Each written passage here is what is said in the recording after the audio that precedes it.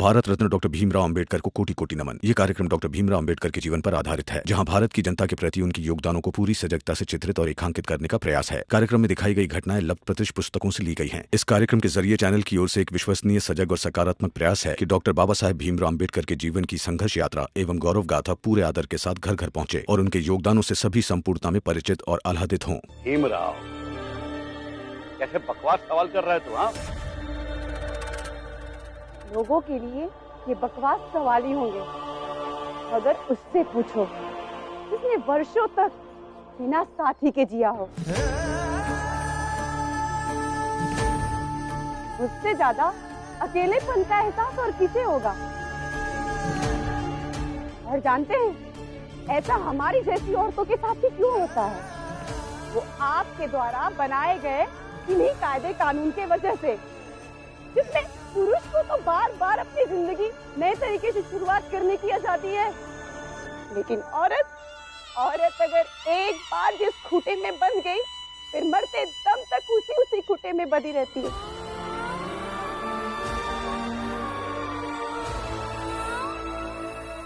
चाहे उसकी जिंदगी बिखर जाए या जलकर खाक हो जाए, लेकिन वो उसी खूटे में बंधी खाक होती रहती है।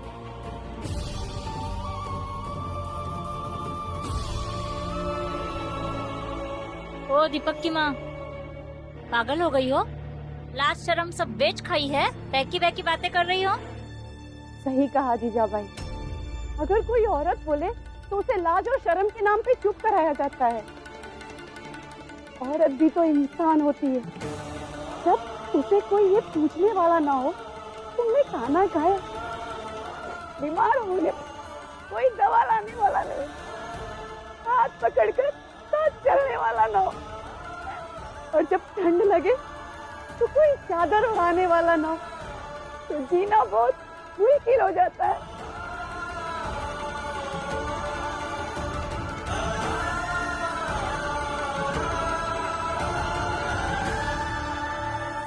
इसलिए तुम सही कह रहे हो, अभय और निर्मला की शादी हो जानी चाहिए। मूर्खों, ये क्या नौटंकी फैला कर रखी है? तुम ही लोग थे ना जिन्होंने भीम और निर्मला को इस चौल से बाहर निकाला था।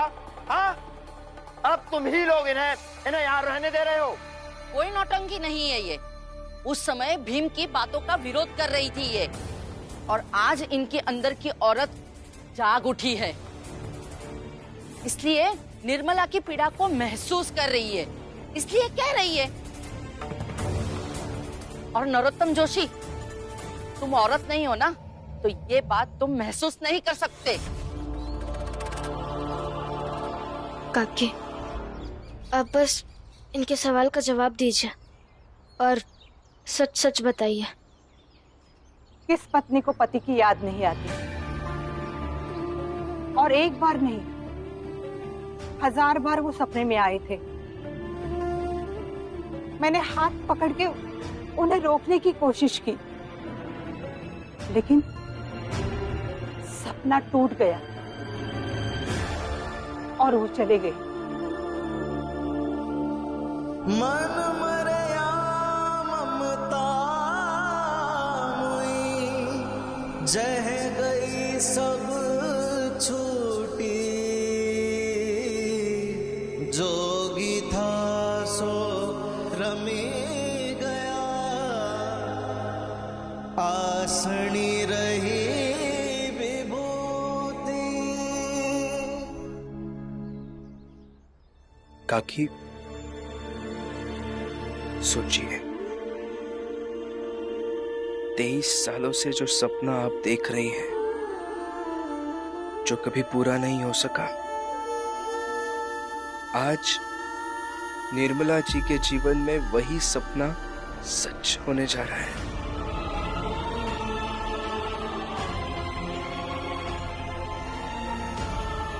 तो आप क्या चाहती है कि हर एक औरत बस सपने देखती रहे? जो कष्ट आपने झेले कि वही सब झेले? अब सोचिए ना, 23 साल पहले आपको भी अगर निर्मला जी जैसे मौका मिलता तो आपका क्या फैसला होता?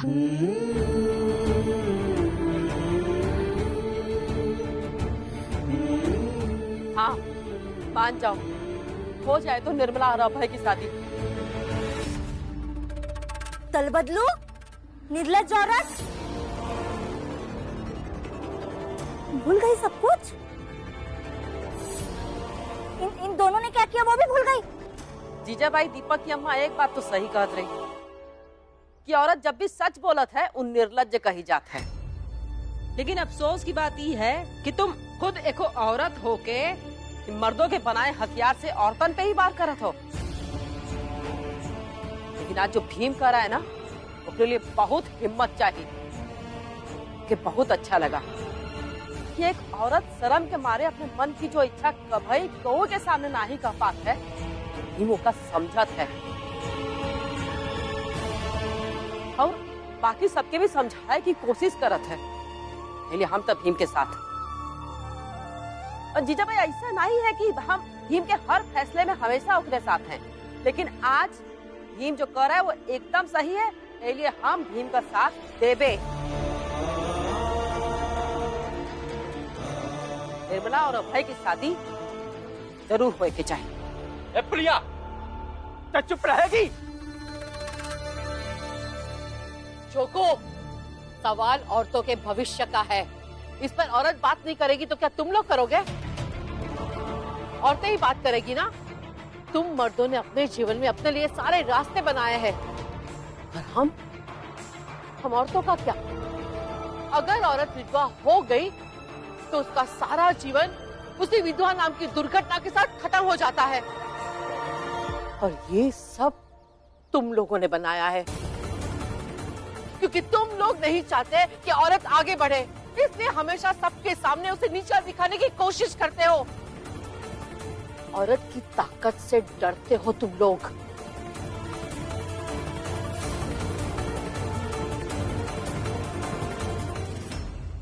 जीजा भाई, तू किस मुंह से निर्मला की शादी के लिए मना कर रही है? हाँ, भूल गई तू भी एक विधवा ही थी ना। विधवा का दुख मुझे पता है। मैं नहीं चाहती थी कि कोई भी विधवा औरत मेरे जैसे बेसहारा बने, इसलिए मैंने प्रिया को राजी करके तेरे साथ शादी करवाई। नहीं तो तू भी आज दर दर की ठोकरें खा रही होती।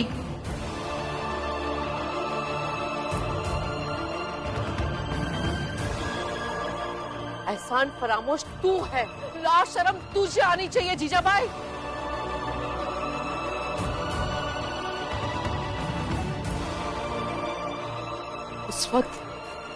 उस वक्त मेरी जिंदगी में भी अगर कोई भीमराव जैसा आया होता तो मेरी जिंदगी भी संवर गई होती।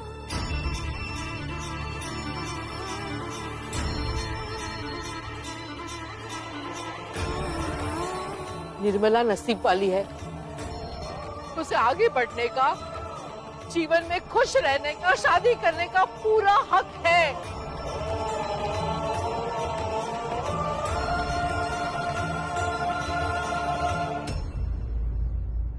घोर कलयुग आ गया है। भीमराव, तुमने सचमुच कलयुग के पाप की नदी इस चाल में बहा दी है। सारा अनाचार ले आया है यहाँ। अब औरतें भी जबान खोल रही है।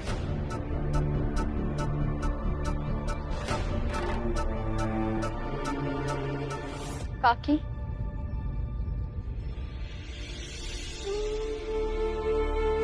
उस समय ये समझिए कि 23 साल पहले आप मेरी जगह थी,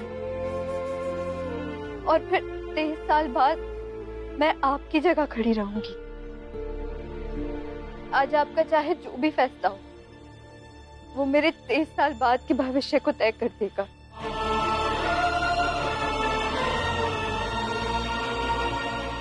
तेईस सालों से जो सपना आप देख रही हैं, जो कभी पूरा नहीं हो सका, आज निर्मला जी के जीवन में वही सपना सच होने जा रहा है।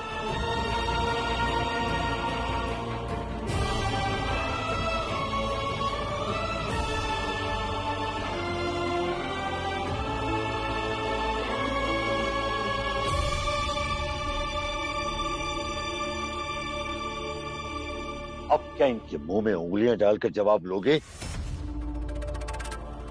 अरे इनकी खामोशी ही इनका जवाब है। नहीं,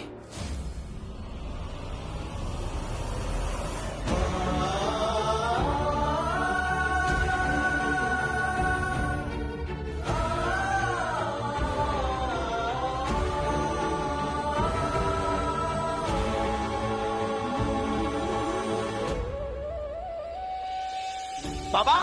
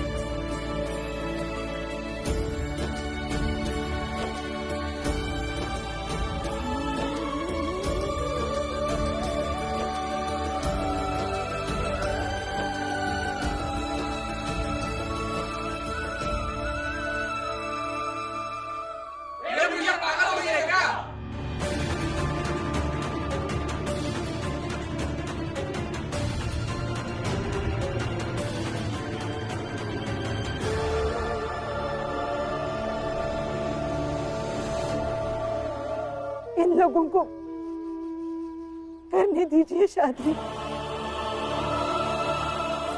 निर्मला हमारे समाज का हिस्सा है।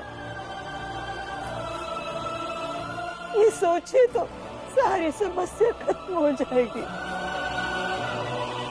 कर लेने दीजिए इनको शादी।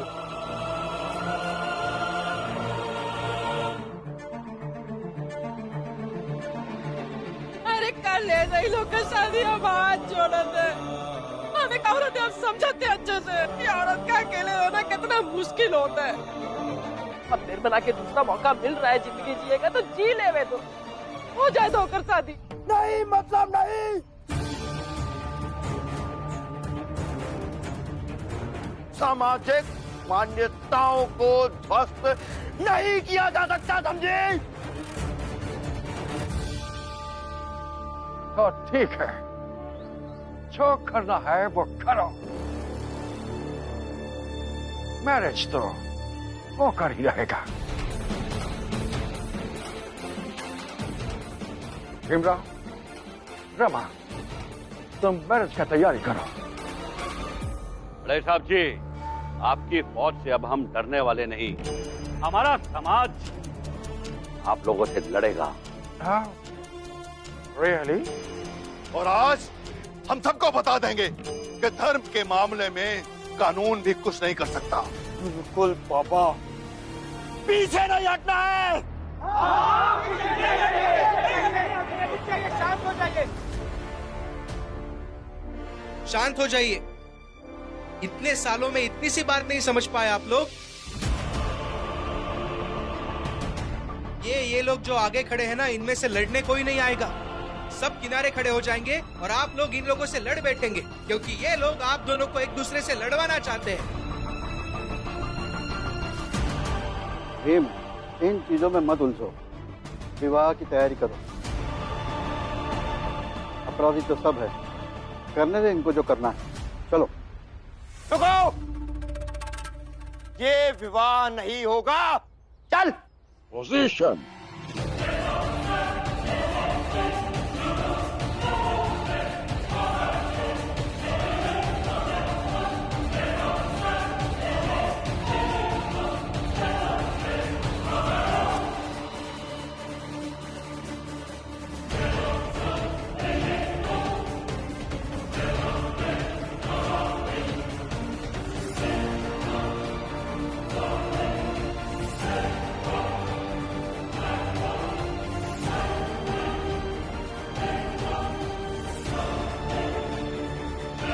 Go back, Naruto. Peter! इस गलतफहमी में मत रहिएगा कि आपकी इन बंदूकों से डर जाएंगे हम। आज आपने हमारी आवाज दबाने की कोशिश की है और इसका जवाब मिलेगा आपको, आपको, सबको, सबको जवाब मिलेगा इसका।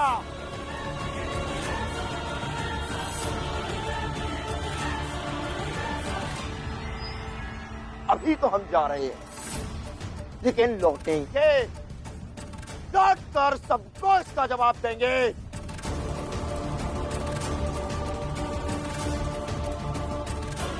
चलो।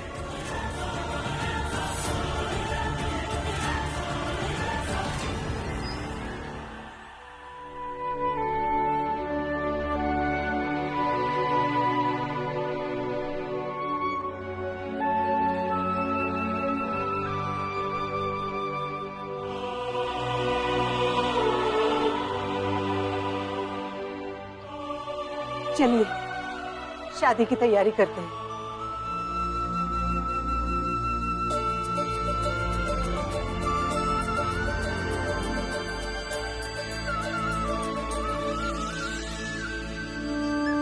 राम जी, विवाह कराने हमारे समाज से तो कोई आएगा नहीं।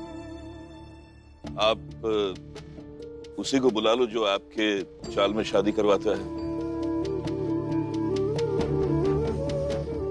लेकिन शादी होगी बड़े धूमधाम से।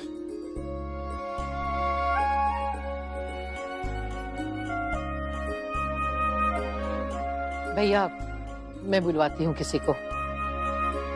लेकिन रमा, निर्मला जी को और अभय जी को विवाह के लिए तैयार भी तो करना होगा। लेकिन दोनों को तैयार कैसे करेंगे? शादी के कपड़े तो है ही नहीं हमारे पास।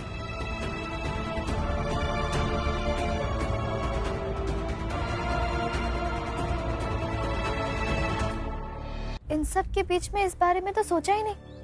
अब क्या करेंगे? चिंता मत कीजिए रमा और लक्ष्मी।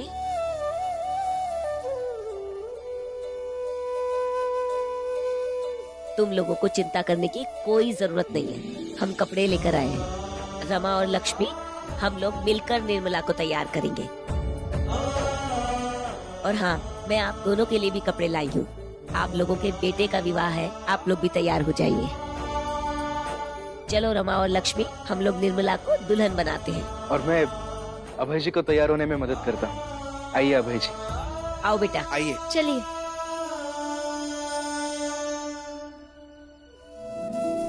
ये भी पागल हो गए। आए, आपके लिए तो सब पागल है। भीमबा और रमा की लड़ाई में उनका जो भी साथ दे वो सब पागल है। लक्ष्मी, आप सब शादी की तैयारी कीजिए, मैं चलता हूँ।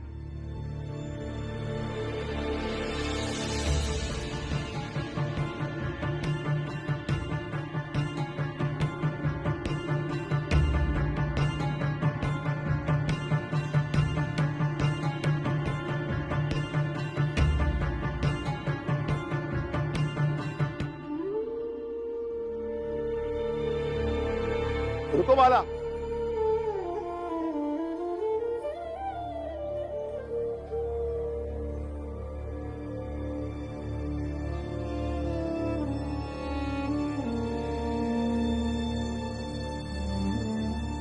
बाला, आज तुमने भीम की रक्षा की।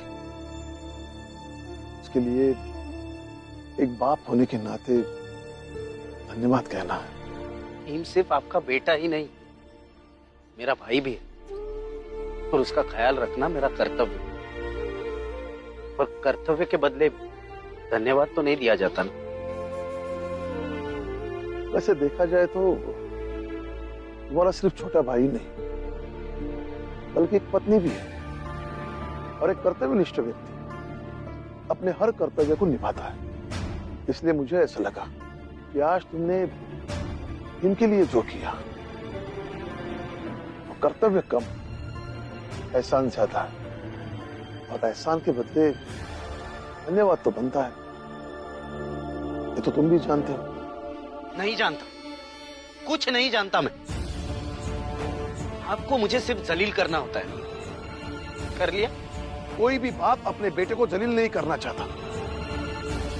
मैं बस यही कह रहा हूं, बड़ा और महान व्यक्ति वही बनता है जो पहले खुद के प्रति अच्छा हो, अपने परिवार के प्रति अच्छा हो, और परिवार में पत्नी भी आती है। बाबा, मैं ना तो महान हूं और ना ही बनना चाहता हूं। और रही बात मेरी पत्नी की, तो उसके साथ मैं जैसे हूं ठीक हूं। आपको उससे क्या मतलब है? आप जाइए, अभय और निर्मला की शादी करवाइए।